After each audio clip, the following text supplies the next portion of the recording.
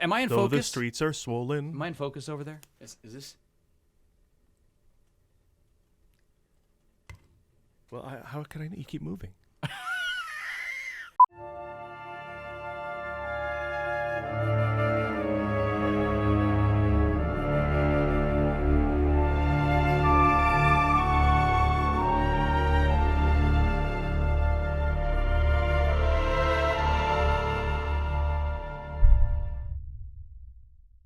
We're back. We're not the same men we were 4 years ago. It's not the years, honey. It's the mileage. I think everyone's changed in the last 4 years. But we have braved the countdown waters as we counted down the Star Wars films on the eve of Episode 9, The Rise of Skywalker. And now, braving new waters on the verge of a new Indiana Jones movie. We're counting down the 4 indie films leading up to number 5, Indiana Jones and the Dial of Destiny. Paul Preston of the Movie Guys here with you, alongside me. That's me flying. I gave it too early. Do it again. Do it again. Do it again. That's what we had rehearsal. I know. We had seen rehearsal and then it didn't even matter. All right, here we go. One more time. Alongside me. Sean Blodgett of Creative Motion Entertainment. I always feel like I have to say it with some sort of like Sean Blodgett with Creative Motion Entertainment. Very serious almost. I don't know. Like a private eye. Sean Blodgett. I'm Kirk, here to Enterprise. Sean Blodgett. Something like that. Yeah, exactly. I'm so glad to be here, man. Thanks for having me. We are in the mighty Admirals Club in Burbank, California, and as of this taping, we are 86 days away. Is that correct? Wait a second. Listen. Yes, I got it here in Morse code. We are 86 days away. And I was excited to find that out because when we did Countdown to 9, we started in February because we had more movies to cover before The Rise of Skywalker in December. So we were talking hundreds of days, under 100 days, 86 days away from the release of The Dial of Destiny, June 30th. Now, we did a preview show of what this podcast is about. If you haven't heard that, don't worry. You can still listen to this show, but go back and listen to it if you'd like. I mean, you should definitely go back and listen to it. It's lots of fun, and it sets everything up. Yeah, but this is the first show about one of the movies, and we're starting at the greatest of the movies. The greatest movie ever made. Yeah. Oh, wow, we gotta unpack that. Okay. Unpack it? There's nothing to unpack. That's it. Have you know spoken. what? I just brought a little bag here. That's the whole thing I've packed. Clearly, we're talking about Raiders of the Lost Ark. But Sean, speaking of the Dial of Destiny, do we have any updates on that film? Oh yes, of course. Never mind. All right. So updates. New Super Bowl commercial that dropped. I think that gave us a few more images, a few more moments, stuff like that. Maybe some stuff we'd already seen, obviously. But I mean, everything I'm seeing with it, I'm really liking what I'm seeing. I think they've done a great job. Trailers and advertisements nowadays kind of have the same sort of rhythm, right? Like, especially with these throwback movies that they're like trying to reboot, it's always like, okay, we're going to have like a piano sound and it's going to lead into this like nostalgic kind of moment. And then we're going to have some action but it's going to be like there's weightiness going on. I don't know. I think the Super Bowl trailer, it was over a month ago now, but I still think it's the latest footage we've received, was the full-on indie Raiders March. Yeah. And we hadn't had that yet. We had that that little slower version of it, but this was full on and just action on the train and action on and confirming he's a Nazi, they're just left over from the war and this is going to be great. Going back, I know that I hope I jive easily with the de-aging, but Indy going back to World War II and kicking more Nazis' ass, that's great. I'm in. Well, actually, it's interesting you bring up the de-aging because one of the other things that dropped is this. I don't know if you can see this there. This article, Harrison Ford, The Hollywood Reporter. I'm going to hold it up here too. This article, Harrison Ford, The Hollywood Reporter, dropped. And actually, he talks about the de-aging. He was not thrilled about the idea early on, and then he saw how they were going to do it. And I think that got him excited about it. So I think, with the fact that he was on board with it, that's going to make things flow a little bit better in general. So it's like most visual effects. If there's a great story, and I know he has been like tough to pull back into these unless they had a great story. So that's, if the story is great, you're not going to notice. You're not going to care. If that's what you're focusing on, then the story sucks. Right. 100%. 100%. And in general, this Hollywood Reporter article, we'll unpack a little bit more later, but it's a fantastic article. If you get a chance, go and find it and read it or get a copy of this one. It's a great article. It's a great, you get a great sense of him as an actor. I mean, I think they're covering a lot of stuff because of his, this is his first time he's doing television with this prequel to first lead. Yes. Yeah, so he was very excited about that. But of course, he does talk about Dial of Destiny in there, and just all kinds of things. But as an actor, it was just really cool to hear him chat about stuff, and I've marked a couple of things, so we'll unpack that a little bit more. Also, this is huge news, really, and you were talking about why this is huge news, but I'm going to set it up and then you chat. The Dial of Destiny will have its world premiere at the Cannes Film Festival on May 18th. First of all, I'm excited about May because that brings us back to Lucas and Star Wars. I mean, that's when all these things used to happen, right? It's like right before summer, we're going to get something exciting, it's going to be totally cool, and you're going to get to have it all summer long, go to the theater like 10 times and enjoy it. Yeah, they pushed this one to 4th of July weekend. It's still it's still going to own that weekend, and no one's going near opening at that time. But opening this film over a month before it's open to the public is a big sign of confidence that I am happy to see. I mean, this press is going to get out, word's going to get out, word is going to spread, and they have to be expecting word to be good. I think Crystal Skull opened like 2 days, to press and had its premiere like 2 or 3 days before it opened to the public. I don't know if that says anything about that film, but I love the fact that they're going up big with this. Worked wonders for Top Gun Maverick last year when Cruise hit the Croisette at Cannes, and that movie, of course, over $1 billion earned. So hoping the same for this. Well, and great point. And I have to say, and I know even Steven Spielberg, I think, said this to Tom Cruise at some point that, in many ways, Maverick saved movie theaters. And I think it reminded people why we love to go to movies. And I think it threaded a needle because even after that, I think people started going for other films, maybe less action. Maybe more people are going to see movies like The Whale or whatever. You know what I mean? Because suddenly there was this like, yeah, I did miss this communal experience, this, sitting in the dark theater with other people and hearing people laugh, or what keeps people's attention now. I mean, anyway, so I hope that this will continue that trend. I can't remember if it was before or after Top Gun, but man, was it fun watching Jackass Forever with the crowd. Just laughing with a bunch. And that was their whole ad campaign. When's the last time you laughed your fool head off with friends? Oh, wow. And so I went in and it was like, wow, this was just, everybody just howling. It had been 2+ years, since that communal experience of just fall down funny laughing at the dumbest. Those movies are just dumb. Yeah. And they're proudly dumb. Mm-hmm. And so that was really fun. And so, I mean, by now, we're all going to be back comfortable again. These are going to be packed houses, and just Dial of Destiny is going to rip it. Yeah. Well, and I'm looking forward to, I want to see it a couple times in the theater. Yeah, even Crystal Skull, which I know we'll get to. You've acknowledged it. I've acknowledged. That's the first step. That's the first step. Yeah. I have to say, I mean, I wish I had seen it a few more times in the theater. I wonder if my experience or memory of it might have been different. Maybe I might have found more stuff I liked about it. I don't know. I saw it very recently. No. Okay, great. Well, that's the Crystal Skull episode, so we're going to skip that one. No, I'm joking. We are going to talk about that because I'm excited about diving into that one. Has, of course, because now with all the technology, there are a ton of behind the scenes, and so I'm looking forward to watching a bunch of that stuff and maybe getting some insights. So. Yes, first film delivered digitally too from this franchise. Oh yeah, there you go. But going back to old school film and the first movie in the franchise, you're probably wondering, what is Raiders of the Lost Ark about? Naturally, that makes us think, who are you? But even though it's one of the most popular movies ever made, we still want to recap it for our listeners and watchers because we have an extraordinary opportunity here. I mean, this is unprecedented. Yeah, we have the most famous archaeologist himself, Indiana Jones, to recap it for you. Now, this is incredible because we tried to get someone from the Star Wars franchise back when we were doing Countdown to 9, but they're all dead. I mean, it was a long time ago. The movie does lead with that. Anyway, we have exclusive footage of Indiana Jones reading from his diary, recounting the events of the story of Raiders of the Lost Ark. So let's go to that now. I remember 1936. I mean, who doesn't remember the legendary Olympics with Jesse Owens? For the first time, Hoover Dam started generating hydroelectric power. Where was I?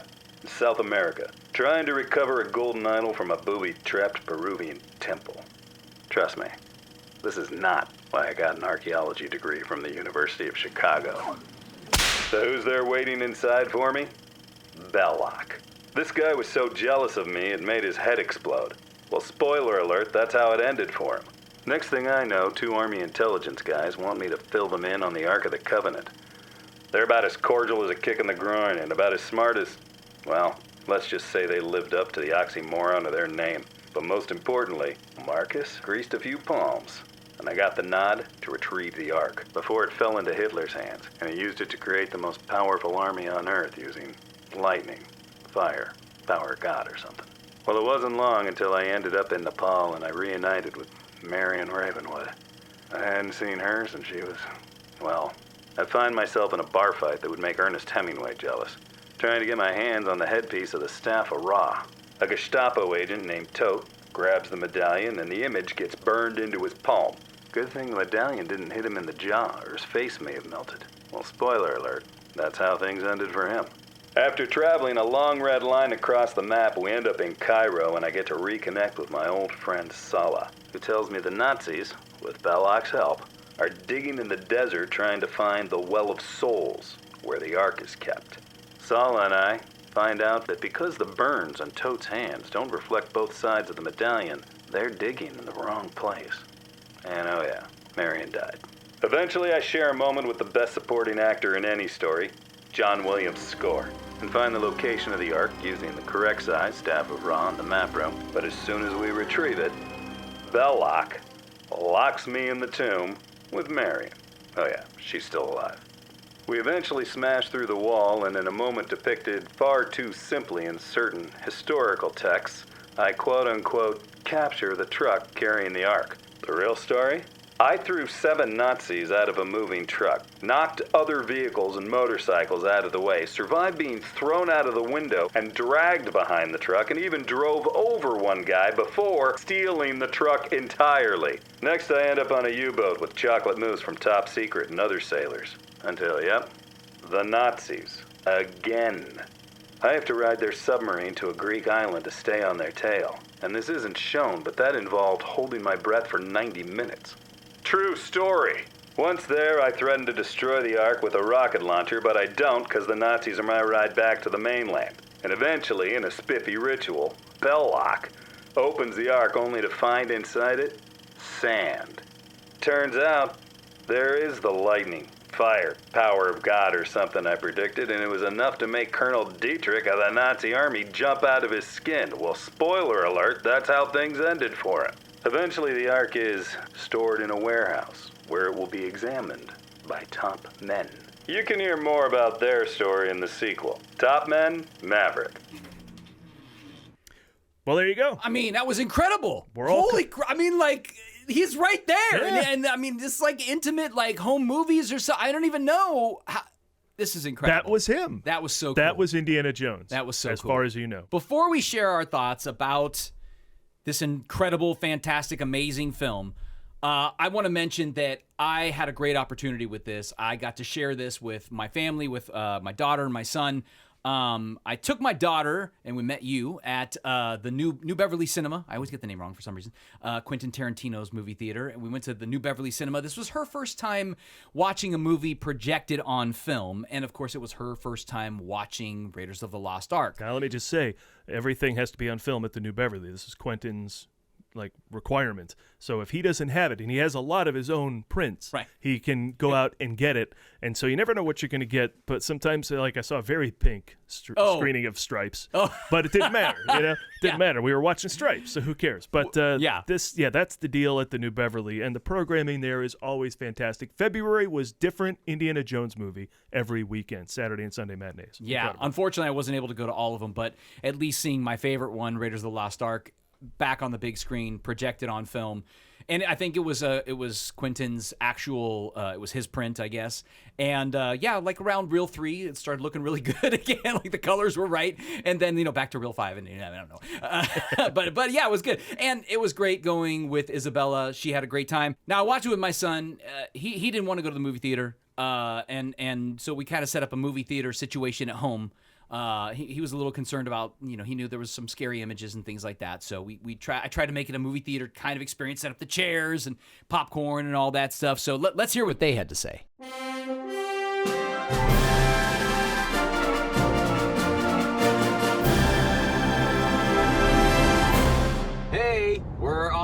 way to go see Raiders of the Lost Ark. So excited. Woo! It's going to be awesome. I've got my fabulous daughter here.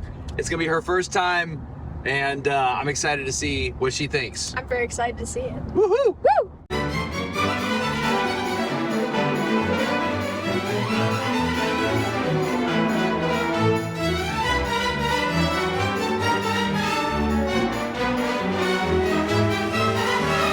You got to see your first projected film on film and Raiders of the Lost Ark for the first time. What did you think? So let me just start out and say it was just like it was a beautiful experience. When it's on film, it's just a different vibe than just having it being electronical and like so modern now. It's a different feeling, and it's more, I don't know, there's just like something about it. It feels more like united with the people around you, and it's really nice. And second of all, I absolutely loved the movie. I mean, the storyline was like simple, yet there was like so much things to unfold, and I thought it was just like a really fun movie, and I loved everything about it. Now, do you feel like it held up today? Like, do you feel like that movie holds up? Could you release that movie today? What do you think? You know, it depends on like what parts we're talking about. I mean, some of those gunshot effects, like. All right, what was your favorite part? Do you have a favorite part of the movie? I really like the adventure aspect of it. Just like him being like this cool hero, and it's so cinematic in that aspect. And like now I feel like it's known like as cheesy if it's, I don't know if it like goes out like perfectly, but like him just like being like the cool hero guy is pretty cool to watch.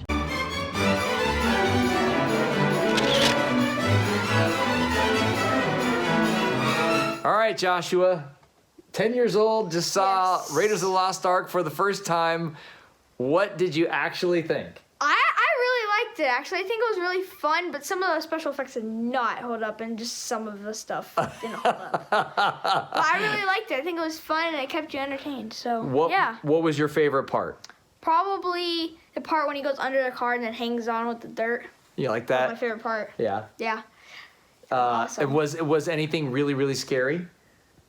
I mean, I mostly covered my eyes for all the scary parts because he told me when it was. But yeah. No? And do you think the movie overall holds up? Yeah. Yeah? Yeah, I think so. Awesome. I think if more people saw it today, I think they would really enjoy it. So what do you think? Thumbs up? Thumbs up. Yeah. Anything else to say? I love Indiana Jones.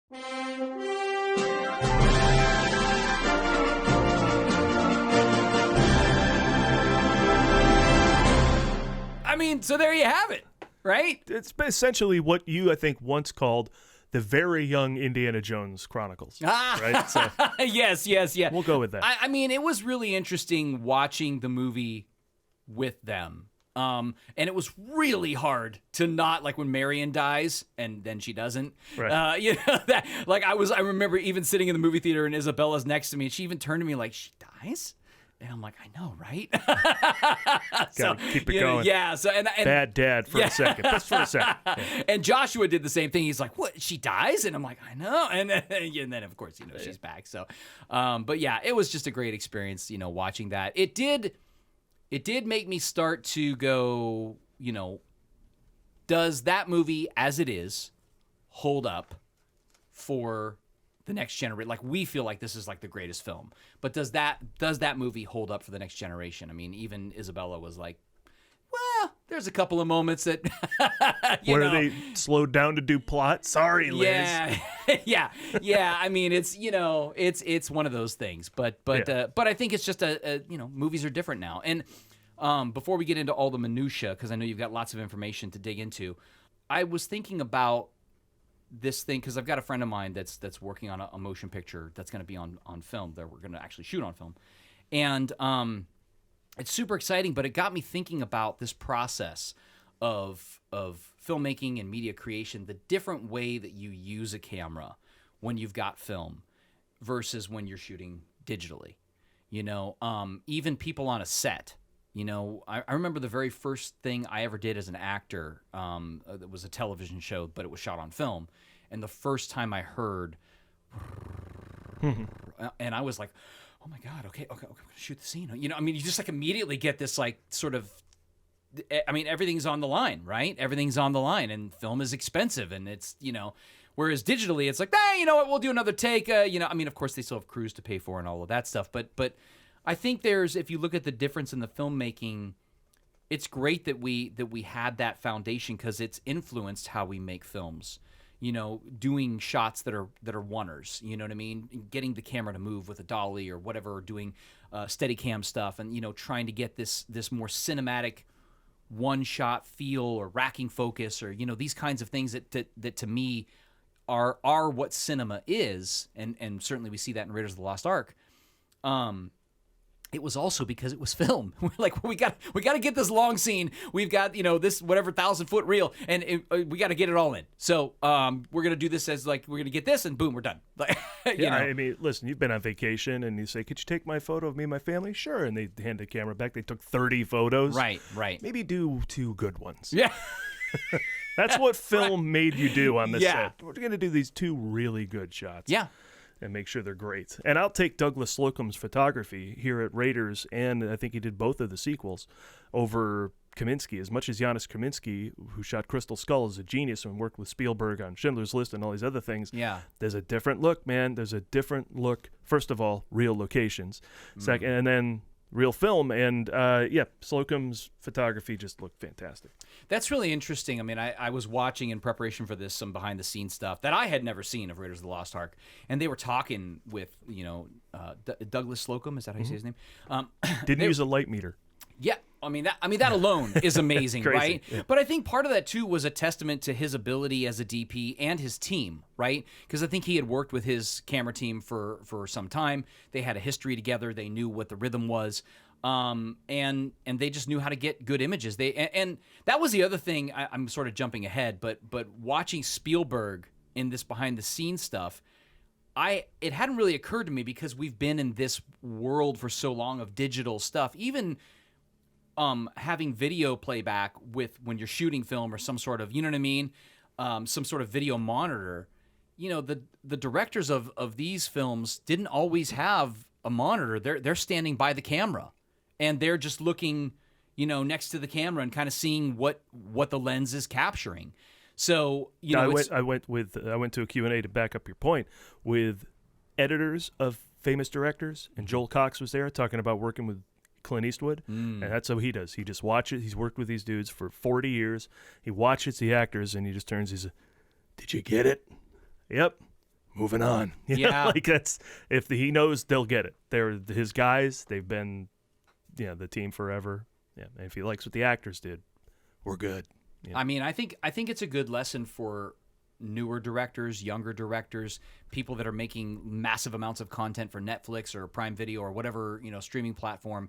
I came across a video, just a quick YouTube short that I found with Quentin Tarantino. He was at some Q&A and he was saying, I like to come out from behind the video monitor. I like to stand near the camera. He's like, guys, just you've got the shot, you've got the frame, you already got the frame. Just watch what's going on. He kind of lapse into Tarantino when you say things that he said. You can't help it. Just watch the frame. Just watch it. Yeah, but it was interesting hearing him say that and then seeing Spielberg doing that in this behind the scenes. That just like made me go, yes, because I as a director and DPing my own stuff, I'm guilty of looking in that monitor so much and feeling like I got to be married to what I'm capturing and what I'm looking at and all of this stuff. And sometimes that's because I'm looking at maybe technical things or whatever. But when I'm directing something, it reminded me that like you gotta be aware of the performances. You gotta be aware of what's really going on. I think that's why he was able to get good performances from these actors. So I think Alexander Payne did that on The Descendants too. I heard about that. He would just be right by the camera watching the actors right next to him. You see famous pictures of actors like standing the camera next to him, and they got the bullhorn or whatever. Right. Like they would just watch what was going on, and then I hope I hired professionals. Right. Yeah. Well, it's funny because even Tarantino has in that same video says this wonderful thing, which he's like, look, the actors are there and they're doing it for you. Like when we say cut, they look at you. They look at the director, And so if you're there watching it, you can respond. You can really be like, that was, I got it. That was great, He also said, as we make our own features here soon, if you love cinema, if you truly love cinema, you can't make a bad movie. Yeah. Speaking of movies, let's chat a little bit. What is it that you love so much about this movie? Why do you love Raiders of the Lost Ark so much? It has set the standard for what I think a great action movie can be, and I see that broken time and time again. It takes its stakes seriously and has fun within them. I've seen a lot of action movies just like go lean too far into the goofy. This franchise does eventually. Or this takes the stakes deadly seriously, but then we have fun. If you can take that part serious and then have fun, you don't have to crack jokes or do all sorts of stuff, that lightens the seriousness of the goal, Right. But then we have tons of fun around the outside. Then you can have lighthearted moments within the raising of the stakes. I mean, the moment when they're in the Well of Souls and the Nazis are up there and he's like, son of a bitch. That's a character joke.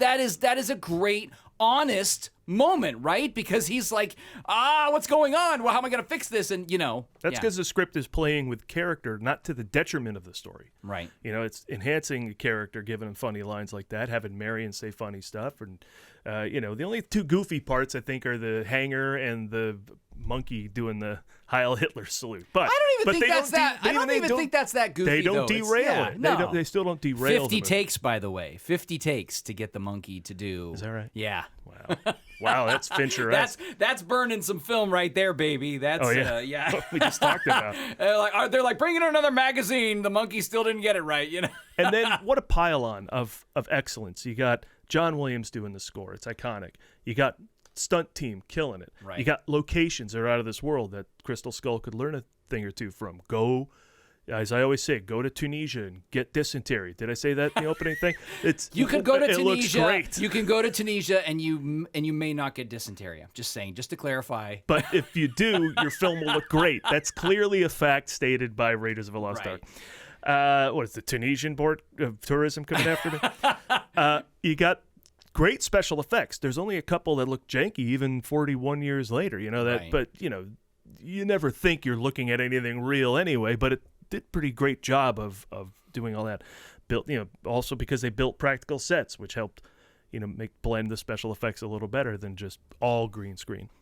Most iconic hero in history, who always does the right thing but is self-effacing and has charm. He's the best. Is there bigger? Although not in the original script, by the way, which I just found out. Explain. Yeah, well, some of the original ideas was that he was like a major womanizer. That scene where Marcus comes in and he's wearing the robe. Right. Originally, he was supposed to have had some lady over, Yeah. and I mean, this was he is still a bit of a ladies' man, but I think we can forgive him because he's got the great looks and the cool whatever. Well, I think we all know that Spielberg wanted to make a Bond movie really bad, and so that was probably, here's my attempt at making this womanizing action star. But then they realized, well, that's not where we're going with this. Right. Sorry, I interrupted. No, I mean, a director at the peak of his heights. I mean, I could just go on, and on and about everything that's great about this. And we've talked about the script and how it's streamlined and has iconic lines, and just it doesn't fail me. When I watch that movie, I go, should I go to the bathroom now? There's no time to go to the bathroom during Raiders of the Lost Ark. I mean, that's a great unpack. I thought that was, that makes sense. For me, everything you said, it reminds me also of one of my other favorite movies, although not necessarily a Saturday morning movie that I could watch over and over again because it's so intense, but The Shawshank Redemption, which to me is like a perfect movie. Like, it's just script and acting, but Raiders is that same level of great, but it's fun and not like painful and like, oh my God, I can't believe this guy's going through this. So you mentioned script a few times. Yes. And I wanna chat a little bit about the script because in this behind the scenes video I found it talked about the importance of the script. The story was Lucas and Spielberg and I think maybe one other person. Philip Kaufman. Yeah. Who's no slouch. The Right Stuff, Invasion of the Body Snatchers, and Unbearable Lightness of Being. Again, not just like that guy. Right. Just in the story aspect, and then not everything else, and it still is this amazing movie. Just great. Yeah, from the behind the scenes, what was interesting to me was it seemed as if this movie was just like blessed from the beginning, because it was like they had this idea and they're like, that's a great idea, yeah, and then they got Lawrence Kasdan to write the script, and there's in this behind the scenes there's a part where Lucas is talking about how much he loved the script. He was so excited. He's like, this script is great. It's perfect, you know. And then they get on set and they start doing things, and things are just happening. They're moving. And one other thing I wanted to chat about that I learned from this was that I didn't realize how much it was important for Steven Spielberg to prove that he could do a film on time and on budget, and that he took that point of view into making Raiders of the Lost Ark. And I think because of it, we got a better movie, because he even mentions in this piece that because there were moments where he's like, you know, you might want to do another take because maybe it was too dark. The DP comes and says, oh, it's too dark. Well, we're going to have to, you know, print that at a stop higher because we're moving on, because he's trying to be good with his time. And I think in the end, you know, it's those kind of moments and sacrifices as a filmmaker where you have to really put on that creative hat and go, okay, how are we going to make this work? We got to do this. We got to do that. Boom, boom, boom. I worked on a short a few years ago that had a fight scene, and you know, they had choreographed some stuff, and you know, there's this whole plan to shoot it a certain way, and I was like, look, this is not working. I told the director, I'm like, this is not working. Here's what we need to do. We're gonna do this multiple times, and I'm gonna do a wide. I'm gonna follow each character. We're gonna get a bunch of coverage, and of course I was also editing it, so I knew what I needed, and that's what we did. But it was because we were like, we need to end the day. We were like, we were right at the edge. We have 45 minutes to get all of this stuff, and I'm like, great, we're doing this. Boom, you guys get over here. It was just like, let's drive it. But that's, to me, where the creative moments come out. And then in the end, it looked great. I was really happy with it. And so, you know, again, with Spielberg being like, okay, I'm going to be on time, I'm going to be on budget. And ultimately, they were even ahead of time, I think. And I think they came in under budget, I can right? give you the stats on that. Oh, yeah, let's hear it. Michael Eisner gave him the green light to make the film, who was working at Paramount at the time. But in fact, how about this? He brings in Frank Marshall to make sure this production stays on. Then, of course, this becomes like one of the greatest producing partnerships of all time between Spielberg and Marshall. Right. But Eisner mandated an 85-day shoot. Spielberg self-mandated a 73-day shoot. And I think he hit that. And then, I mean, this is coming off of 1941, right? So I'm not surprised he self-mandated this. He's like, I got to get myself back on track. Lo and behold, he kind of did. Yeah. Because Raiders, E.T., Temple of Doom, Color Purple, I mean, he just went on a run. So Color Purple is another great, just a great film. Let's talk a little bit about some of the characters in Raiders of the Lost Ark. Of course, we've got our hero, and we've got our female lead, but she's not really a damsel in distress. No. I mean, although she has her moments where maybe she might utilize some help, but clearly, right out of the gate, Marion is she is strong. She's powerful. I mean, what do you think about this character? Well, it's a perfect introduction because, first of all, it sets her up as, oh, she's tough as nails, and she's kind of, like, sexy at the same time.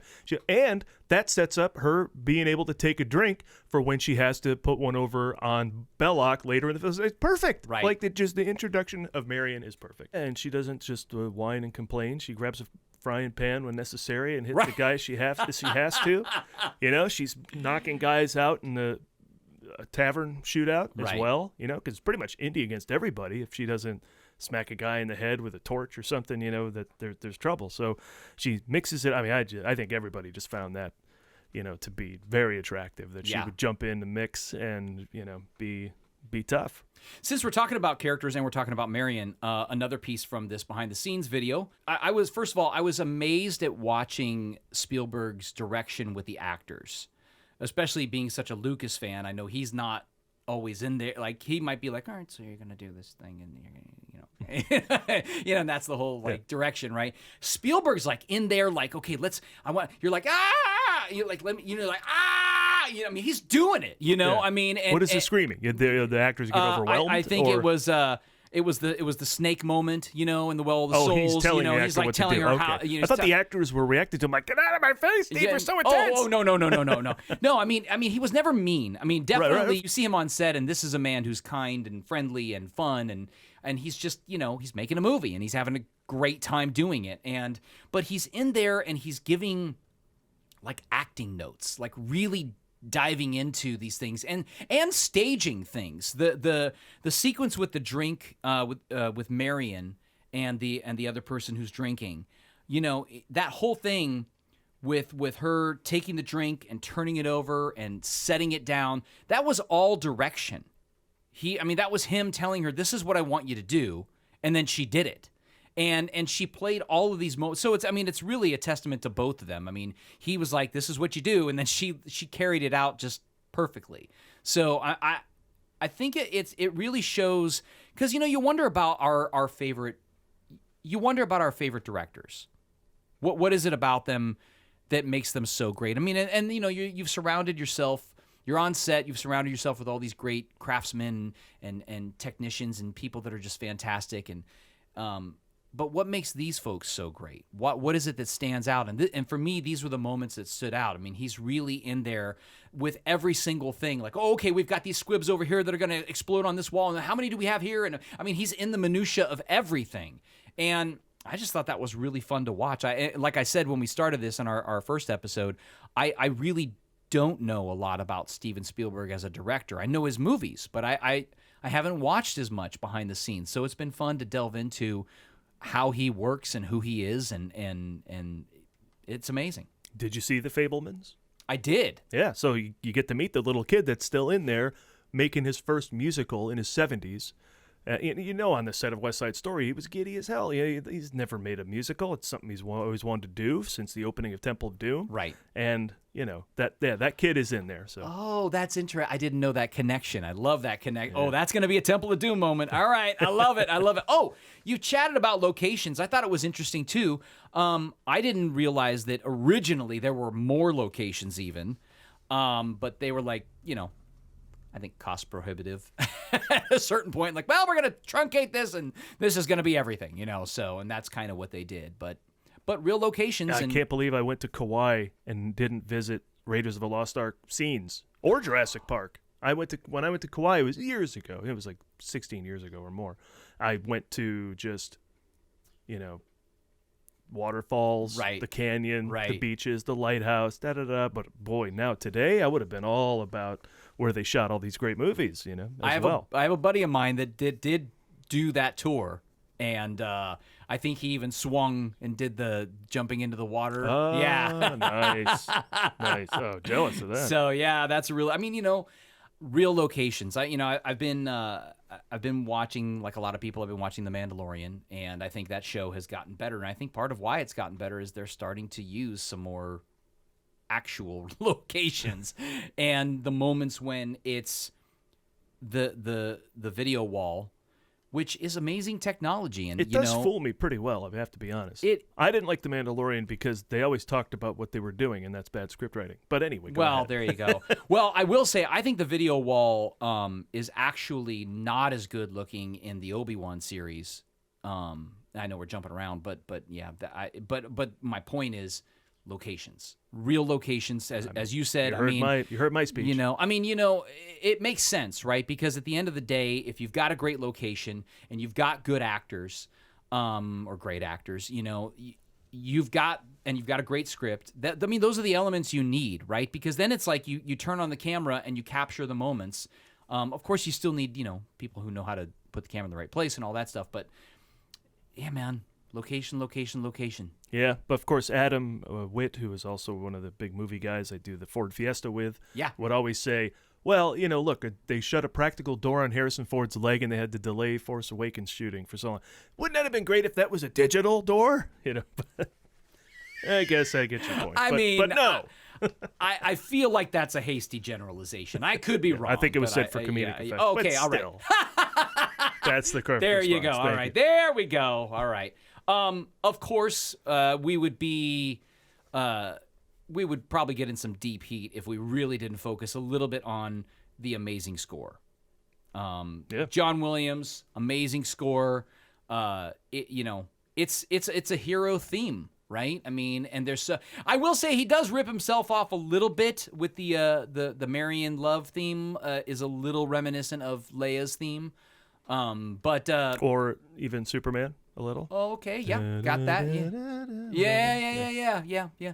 So He's got his thing. He he's always got does. his thing. I mean, you know. But I heard the theme for Phoebe Waller-Bridge's character, whose name is escaping me, for Dial of Destiny, and it's different. It's a little pluckier, I Yeah. think, and her character might be as well. I'm excited about her character. I mean, you know, there's been, you know, the people that are being really negative, which bugs me. But it's like I think it's going to be great. I'm excited about her. I haven't heard of character, those so- people. Screw those Yeah, people. that's right. That's right. But of course, yeah. I mean, Williams is the guy, and that score, that march is just. I mean, wow. You play that thing at the Hollywood Bowl when he plays there every summer. Yeah. Everybody goes nuts. It's a must-have. You know, it's great. Yeah. What we got to talk about Ben Burt, because of Oh! course the great Ben Burt, the Yes. sound effects guy behind R2D2 and Wall-E, of course, going above and beyond, going out and hitting the electric wire to whatever. I mean, when we were to make kids to watching make that, the you're like, that's how they blasters. did those. I mean, Yeah. Come on. So it was involved here. He ran here. I'll tell you how he did some of these. Okay. He ran his hand through cheese casserole and wet sponges to make snakes slithering.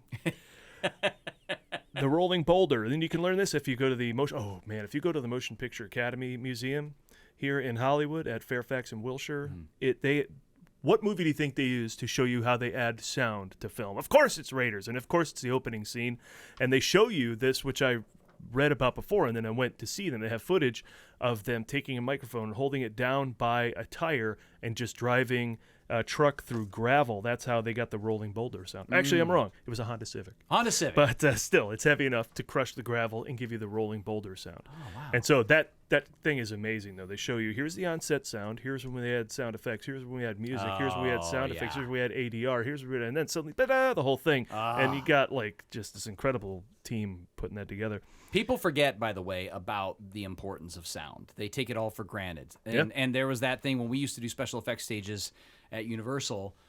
There was that thing, sound is half the picture, backstage. And it's true, right? I mean, sound is half the picture because it's so much of what you're experiencing, from the music, you know, connecting with your emotional tone and your feeling about it, to, like, you know, hearing these sounds and all that stuff. Yeah. And he hits the leather jackets with a baseball bat, and what do you get? That's it. That punch. He's not. Yeah. I mean, it's such a great sound. It is such a great sound That's the effect. best. So Ben Burt, legend. Yeah. And if you like Ben Burt, also at the Motion Picture Academy, he made a 25-minute movie that is a montage of the greatest science fiction movies of all time. Oh my gosh. great. Oh, I gotta go there. Yeah. I know this has been unpacked a bunch, but maybe we should chat a little bit about it. The casting. You know, if Tom Selleck had done this movie, I question whether or not it would have been the iconic, like, would we be doing Dial of Destiny today? I think Tom Selleck's a great actor. I love him in the things I've seen him in. This is no slight to him, but I just think, you know, Mr. Ford brought the goods. Yeah. Yeah. There's something about the underplaying, I think, that makes Indiana Jones even a little more iconic. Yeah. When you see somebody, like, I'll always give shout out to Taylor Kitsch and John Carter, this universally reviled movie that I didn't think was all that bad. And what I liked about it was his sort of underplaying the hero character. You know, like, he's tied to a rock and this giant monster comes out of the cage and is going to come kill him. So his response is just like, and then, you know, that's totally what Indy would do if he's like, he does it on the bridge too. He's like, he's got two guys on either side of him at the end of Temple of Doom, and he's he has that vibe. So I just think that underplaying is what made him such a legend. Now, would they have gotten the same performance out of others considered? Nick Nolte, Tim Matheson, Peter Coyote, Nicholson, Jeff Bridges. Maybe. Jeff Bridges. Because, I mean, it's, hey, man, you know, he's very laid back dude. Jeff Bridges, He could underplay that. It is amazing how much of just Harrison Ford's personality is in Indiana Jones. Yeah. Yeah. How much personality would Harry Hamlin have brought? Who knows? But, and of course, the crazy story, I believe, is on the internet. So, Sean, it's got to be true. Of course, everything is true on the internet. Is that, you know, Selleck dropped out of consideration, then a writer's strike pushed off the debut of Magnum P.I., so he could have shot it. He could have done both, but he didn't. Oopsies.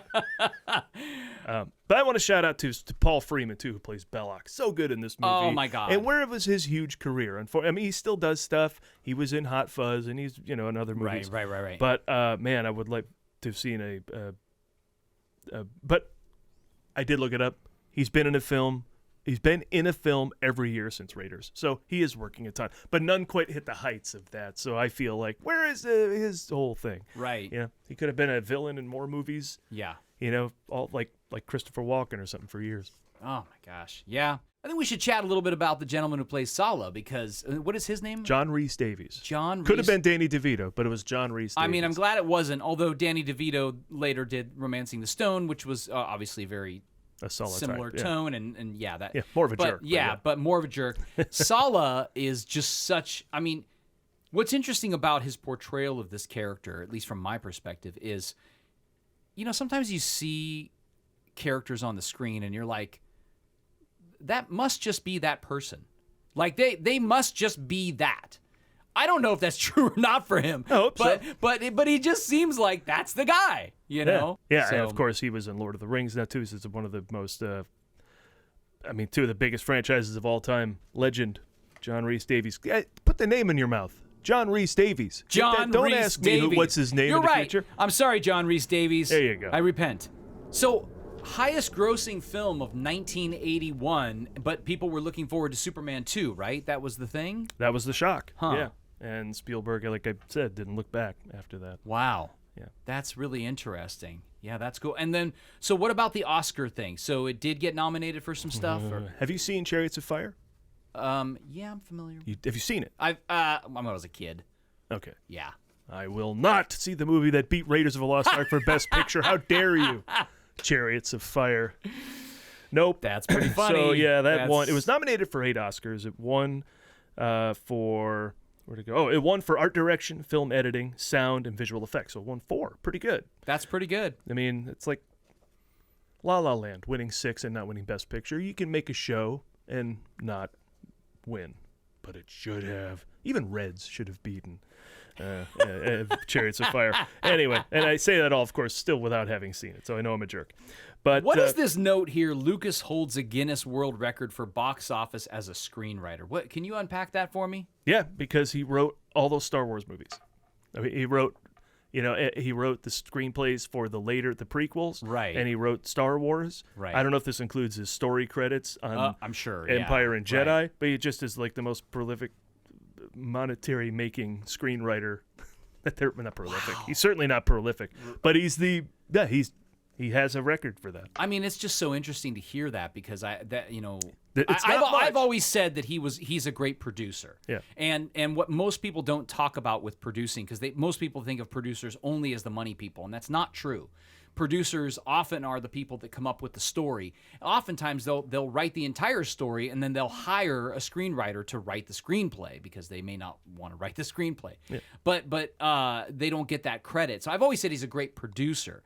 But it's interesting to see him in with this as a screenwriter as well, because I mean I guess that's true, right? I mean it's still his story, whether or not he wrote the dialogue and wrote the all the minutia of everything. But he did for those 3 prequels, and I mean just consider the money that just those 3 prequels and Star Wars made. I mean, Right. it already puts them in the top of the biggest money-making screenwriters of all time. These Right. aren't the best screenwriters of all Right. time. These are the most money. That's what the Guinness record is okay, for. that makes sense. The Guinness record is for facts.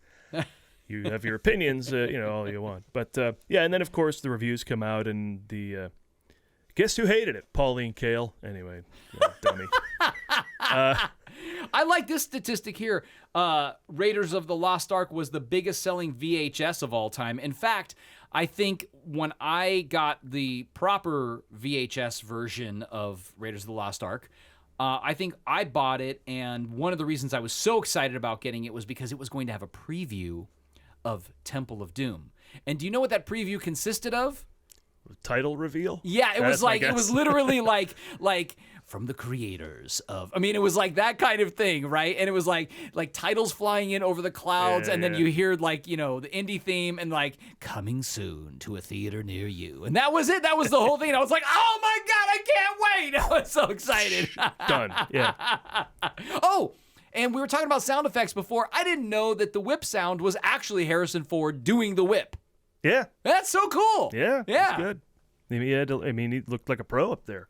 Yeah, I mean, well, in this behind the scenes piece, they were talking about Harrison with the whip and that he was quite proficient in using it, but he worked hard at getting used to it, and they talked about how dangerous it can be. Guess how much the whip sold for in 1999 at a Christie's auction? I'm gonna guess $150,000. Oh, way under, $43,000, which might be $150 in $99. Yeah, there you go. maybe. See, I was just adjusting for inflation.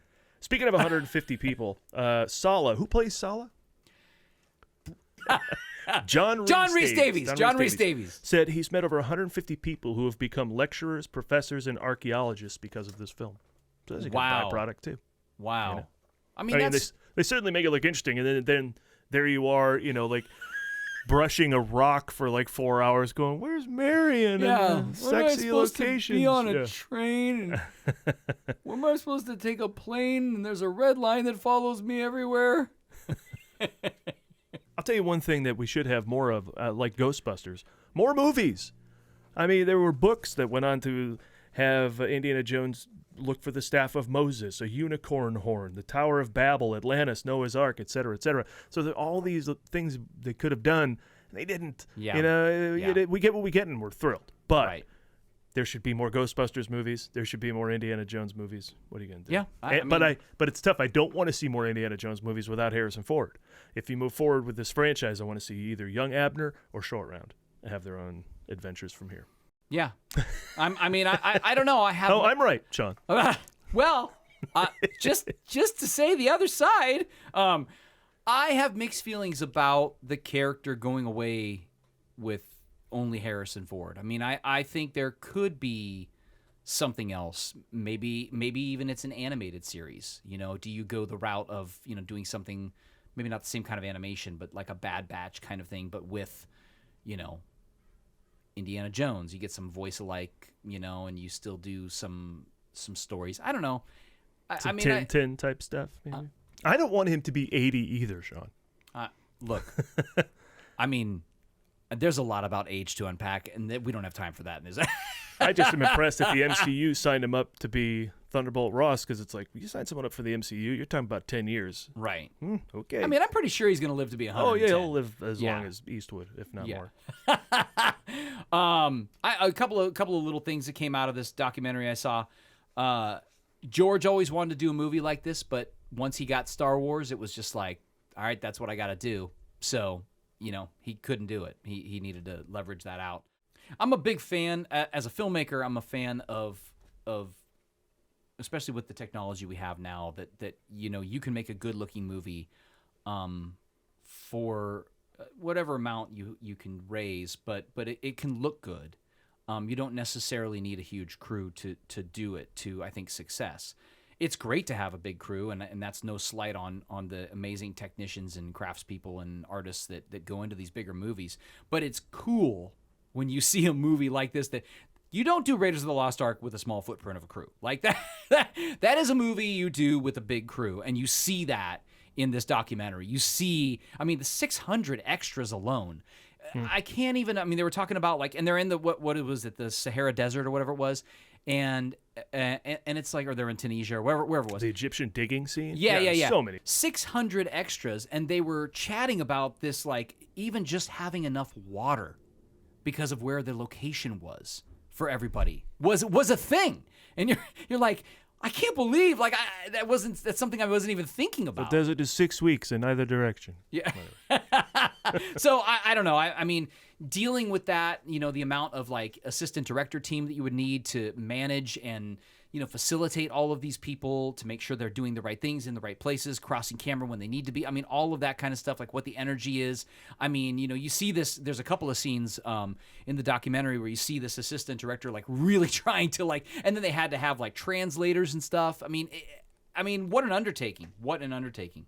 Yeah, and they had to frame out technology so it looked like 1930s. Oh, now they just erase them, but they had to if you had an antenna on your roof or something in Cairo that wasn't time appropriate, they had to frame it out, so the shots were tougher to put together. Everything was a little more, as he said, and maybe if film does this, then great, it's a great side effect. They have to be more careful and deliberate. Right. Deliberate. John Rhys Davies. John Rhys Davies. John Reese Witherspoon. Okay. Love John Reese All right, Witherspoon and yes, Magnum, too. I do. Bringing yes, it around. for sure. Oh my God. Okay, the plaster mask nightmare is what I call this. Okay, the face of Belloc exploding, right? So they had to, of course, do a plaster of his face. Well, in this documentary, they show that, and I don't know if you've ever seen how they do. Oh, yeah. The plaster. I've been up close to one happening. I've filmed someone, doing that. It's rough with the straws in the nose and everything. I mean, I was like, this is akin to drowning. Yeah. And then it's an hour. Yeah. I was like, an hour. Wow. You're not moving. That guy earned his money. You're not moving. You're not coughing. Right. You're not sneezing. You're not itching your eye. No. You're just sitting and Yeah. breathing. That's it. You're not being charming. I mean, that just takes some. You're not watching TV. You're just, yeah. This has been talked about, I'm sure, a bunch, but I feel like we should at least touch upon it, and you mentioned it briefly. Sure. The stunt team. So, and especially the stunt guy for Indiana Jones. If you see any footage with him. Great Vic Armstrong. That guy's a stunt man. Yeah. That guy is like, I mean, he's like, yeah, I did a movie, I broke a bunch of, I didn't bring it. I mean, he just doesn't care. He's just like, this is what I do, every day you get maybe like 12 or 15 shots a day. Maybe you're going to die. Like, what? I mean, I don't know. I just was like, wow. I mean. And Spielberg shoots to where their stunts mean something. Right. I never like the over-edited action sequence. It's a disservice to the guys doing this, you know? Right. And so if someone's sliding under a truck, then rolling behind it, 2 shots, 3 maybe.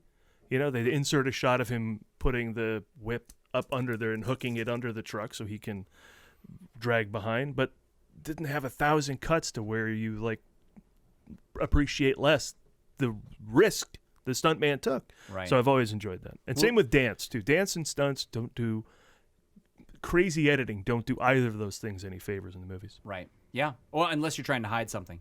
Exactly. Yeah. I mean, to that point, the moment when he comes out from behind the truck, whipping around, it's insane. Yeah. I mean, that's a human. That's a real person. Yeah. And I don't know if they were going, 50 or 60 chase speeds. Even if you're going 30. I mean, I'm pretty sure they sped the film up. Like they shot at a different parts frame of that rate. For sure. I think him going under the truck, I think they did. Yeah. So I'm pretty sure. But I think maybe even behind a little bit, there's a moment in the documentary where they're talking him in and he's getting dragged behind the thing and they're like, okay, now get your head up just a little bit more. Just like, I just can't imagine being that person. It's just, brilliant. Oh, before we go, I also want to talk about this Hollywood Reporter article with Harrison Ford. A couple of really cool things. I'm just going to read this. He's talking about Kingdom of the Crystal Skull. Oh, good. And he says, critics came down pretty, this is the question. Critics came down pretty hard on the last Indiana Jones movie. Now that some years have passed, what's your feeling about it? Harrison Ford's response, where are they now? That's so him. And I love that. And then he kind of goes on to say, look, the critics were harsh, but they're talking about their rules. And we're not playing by their rules. I'm paraphrasing, but he's saying, we're not playing by their rules. We're playing by Steven Spielberg and George Lucas's rules. And I love that. So I feel like I'm going to take that into my next watching of Crystal Skull when we talk about it. Yeah, and to reference Adam Witt again, who I do the Ford Fiesta with. Yeah. He says that about movies people hate all the time. Okay, you didn't like Anakin Skywalker in the Phantom Menace? There's a whole another hour and a half of that movie. Was that all bad? Does that wreck the whole movie for you if you didn't like that one part? Or I didn't like this song, or I didn't like this thing, and suddenly you don't like a whole movie. There's a whole lot of movie going on there. You don't like the framing or the acting or the script, or so yeah, people do love to pull the thing they hated and then hate the whole movie. They also talk about Crystal Skull, and they say the film had a lot of old indie jokes. It feels like that itself is outdated and that you have settled into who you are now. And I thought this was interesting. He says, in Dial of Destiny, there were a lot of old jokes in the script. We took them all out. Yeah, he elaborated on that, I think, for CNN, where he said they changed it to old behavior that could get a laugh. Right. As opposed to an old joke at Indy's expense. Yeah. Here's another one that I thought was really, really great. What's the tone like? Each film has a slightly different feel. And then he says, what I love is that we're meeting him at a different point in his life to where we've seen him in these other films. It's a logical place for him to be at this stage, considering his behavior and what he spent his time doing. It's a very interesting script Jim came up with. Anyway, I just thought that was... Yeah, I've heard James Mangold talk about the story of this script, and it doesn't sound fun. It's interesting. The trailer looks fun. He talks about, Indy's going to have to, answer for a lot of his things he's done. Oh, that's interesting. Really? Okay. Answer for well, these yeah, things. if that's exactly the word. I mean, they kind of touch on that a little bit in Kingdom of the Crystal Skull when that opening CIA agent or whatever is, chatting with him and talking to him and what's this and what, and he doesn't know who he is. Yeah, they certainly bag on him like they don't know that he's the guy who saved the world from Hitler's reign by stealing the Ark. But anyway. Yeah. So anyway, if you get a chance, check out the article. In general, it's great. He says some other wonderful stuff about, I think he says some great stuff about acting and about just playing, playing these truths, right? Playing these characters and anyway. And he says he hasn't played the old man yet. And when you watch him in Shrinking, he's the old man. His character's got Parkinson's. I mean, he is super dry funny. That's a good show. So I recommend that. That's awesome. I have to check that out. I do want to see that. Well, what else could we say about Raiders of the Lost Ark? We could go on and on about the South Park recuts or the Big Bang Theory's dopey idea that Indy accomplishes nothing in the film. The Atari games. The hat and jacket and the Smithsonian. By the way, I'm going to just right here say that her theory in Big Bang Theory that Indy accomplishes nothing is wrong. Of course. And here's why it's wrong. Okay. He found the Ark because he went to Marion and he got the medallion. Correct. And they read both sides. The Germans didn't know that. They didn't have that information. They didn't even know how to get to Marion. They didn't know that information. Yeah. So ha! Yeah. They're digging in the wrong place. Indy says that with Sala, who was played by Bryce Dallas Howard. Okay. So anyway, John Rhys Davies. It all comes down to that. They were digging. Did I get it right? You did. I did. They were digging in the wrong place. Yes. Anyway, well, I mean, there's so much more we could say about Raiders of the Lost Ark, but let's wrap up this second Countdown to 5 podcast episode. Come back in the middle of the month ish. We'll get them done. Yeah. We'll get them out.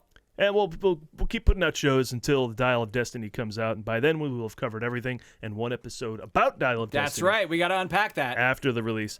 Besides these profiles of past films, of course, we're keeping you up to date, like we did here with the news about the Cannes Film Fest. Everything that's going on with the new movie as well. Once again, I'm Paul Preston, and I'm Sean Blodgett. Please be sure to chime in with your thoughts at themovieguys.net, at countdown5show@gmail.com, or on social media, which includes facebook.com/countdown5, at countdown5 on Instagram, and at countdown5 show on Twitter. I can't believe somebody got that. Someone get Countdown to 5, or what are they counting down to? Whatever. The countdown to the years ago we counted down to the 5th Fast and Furious movie. Now there's more. We're doing countdown to 13 or whatever the hell number they're on. And of course, you can get the show on YouTube, iTunes, Spotify, Podbean, and of course, themovieguys.net. Plus, all the old episodes of Countdown to 9, which if you haven't seen, check them out. I think they're really fun. We also had some really cool guests who were involved in some of the Star Wars movies, so check them out. You're going to love it. And Sean, where can people find out more about Creative Motion Entertainment? Oh, yeah. If you want to find out more about my production company, Creative Motion Entertainment, you can go to our website, creativemotionentertainment.com. We're a boutique motion picture company. We also do lots of marketing and advertising. And, and this year, we're getting into, I guess, jumping back into, I've done feature films in the past, more just as myself, but we may be involved in some feature films this year. We're in some talks with a couple of different producers and doing some things, and so it should be really, really exciting. Yeah, and Digital Mind Productions is also out there as well. You can find us on Facebook. Short that I just made, we took to the... I see. Well, like it sounds. I mean, you have to say we because that, right? Look, we have a company. I have an official name. It's not just. Okay, it's mostly me. I mean, I have some people, but Yeah, we just went to the Phoenix Film Fest with a short, so now we're gonna looking at the first feature as well. But that's a wrap. Join us next month as we take a deep dive into Indiana Jones and the Temple of Doom, where we will. Sean, what are we gonna do for that show? I don't know. I'm making this up as I go.